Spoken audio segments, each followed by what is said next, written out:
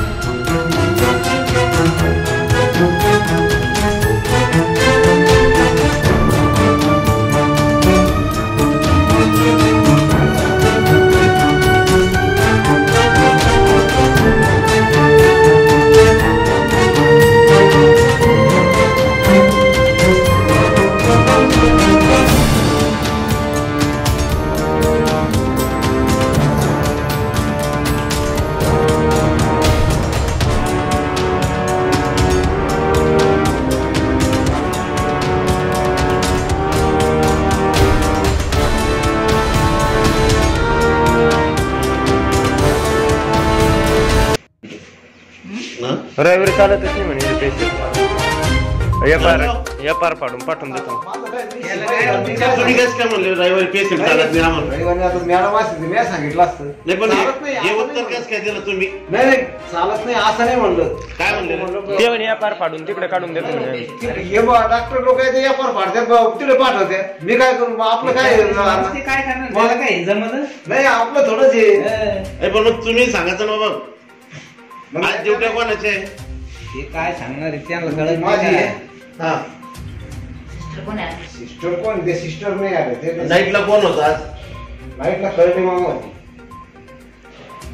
नाईटला फक्त एक सिस्टर होती राजीने। हा ना माझी राजा आईची तब्येत जास्त होती ना त्याच्यामुळे हे काम काय यांचं करता येईल यांचं झाड पाहिजे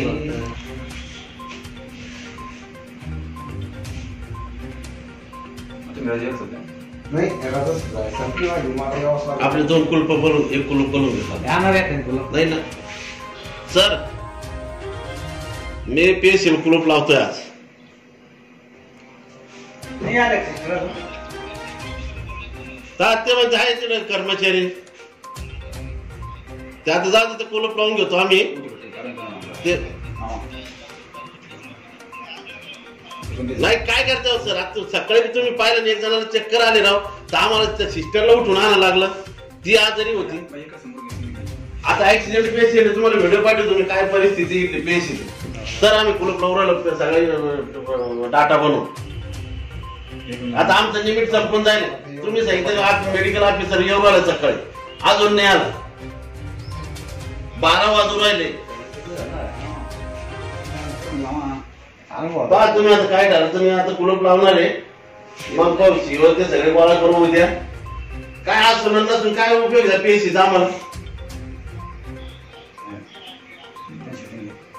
तुम्ही ठरवा काय करायचं ऐकत नाही म्हणलं। आता तुम्ही जर म्हणलं ऐकत नाही तर आम्ही काय उत्तर द्यायचं? मग जर टीओच्या अधिकाऱ्याचं जर ऐकत नाही म्हणल्यावर मग आम्ही कोणाला विचारायचं? पहा काय कर तुम्ही कुलूप लावून घेणार काय आहे करणार? नंतर या ते शिवला त्याला घेऊन या चर्चा तर उघडणार नाही आम्ही आता. खाऊन घ्यायचं. खाऊन आणि घ्यायचं. एक जर ड्युटीवर नाही तर काय उपयोग त्या पीएससीचा. किती एमओ आहे आपल्याकडे सध्याच्या घडीला 2 आहे आणि उपकेंद्रावाले किती आहे 5 आहे.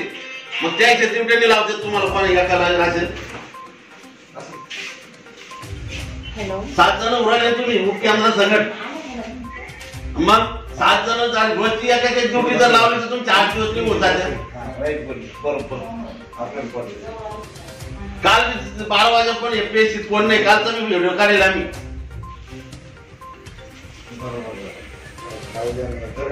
तुम्हाला आता ते उद्याच कळलं आता सगळ्या शिवंती मला करतो आम्ही.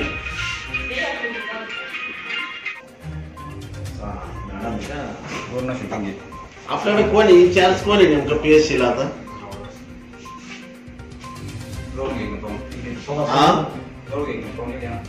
जवळूनच बोटके सर बघता का आरती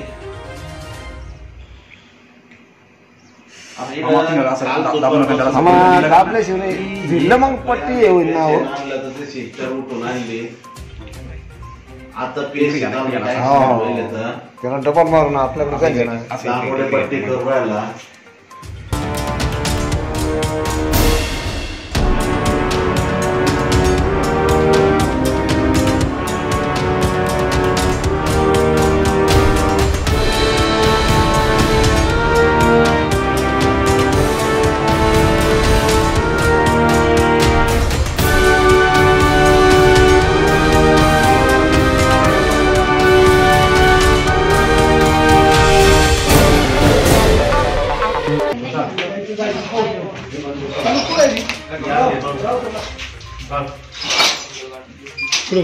पुढं होय ना मग पिल्या तुम्ही.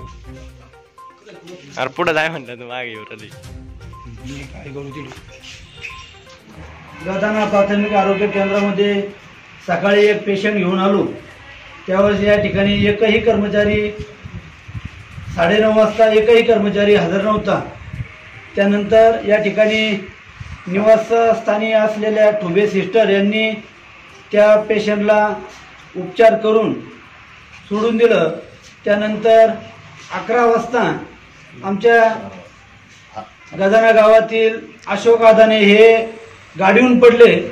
त्यांना या ठिकाणी आणलं असता या ठिकाणी फक्त शिपाई 1 जण हजर होते, बाकी कोणीही या ठिकाणी हजर नव्हतं. आणि तालुका आरोग्य अधिकारी यांच्याशी संपर्क केला असता त्यांनी माझं कोणीही ऐकत नाही, मी याच्यावर काही करू शकत नाही अशा प्रकारचा फोनवरती अशा प्रकारची माहिती दिली. या ठिकाणी प्राथमिक आरोग्य केंद्राचे डॉक्टर मंगेश घोडके यांना या ठिकाणी इन्चार्ज केलेला आहे, परंतु ते एकही दिवस या पीएससी मध्ये कधी आलेले नाही, येत नाही. त्यांना फोनवरती माहिती घेतली तर त्यांनी या ठिकाणी मला त्या पीएससीशी काही घेणं देणं नाही, मला फक्त तिथला पगार काढण्यापुरतं इन्चार्ज केलेलं आहे, बाकी मी त्या ठिकाणी पाहू शकत नाही असं उडवडीचं उत्तर दिलं. आणि या ठिकाणी जे बॉन्डेड 2 डॉक्टर आहे तेही कधी मध्ये येतात. या ठिकाणी उपकेंद्राचे 5 डॉक्टर आहे तेही या ठिकाणी कधी मध्ये येतात. या ठिकाणी असून नसून खोळंबा झालेला आहे आणि या रुग्णांना वाऱ्यावर सोडलेला आहे. अशा पीएससीचा कारभार खराब झालेला आहे. तरी त्वरित या प्रशासनाने याकडे लक्ष द्यावं. आल्यानंतर आम्हाला प्राथमिक आरोग्य केंद्र गदाना या ठिकाणी स्थानिक डॉक्टर कोणी उपलब्ध नव्हते, परंतु स्थानिक रहिवासी असलेल्या SP ठुबे मॅडम आणि जे कर्मचाऱ्यापैकी असलेले दणके मामा यांनी या ठिकाणी प्रथमोपचार करण्यासाठी आम्हाला सहकार्य केलं. परंतु स्थानिक प्रशासकीय कमिटी, सरपंच, उपसरपंच, सदस्य आणि ज्यांना फोनही केला नाही ते तात्काळ या ठिकाणी धावून आले, परंतु ड्युटीवर असलेले डॉक्टर त्यांनी या ठिकाणी कुठलंही सहकार्य केलेलं नाही आहे. हे जनतेसाठी खूपच निंदनीय आणि जनतेची अवहेलना करणारी गोष्ट आहे.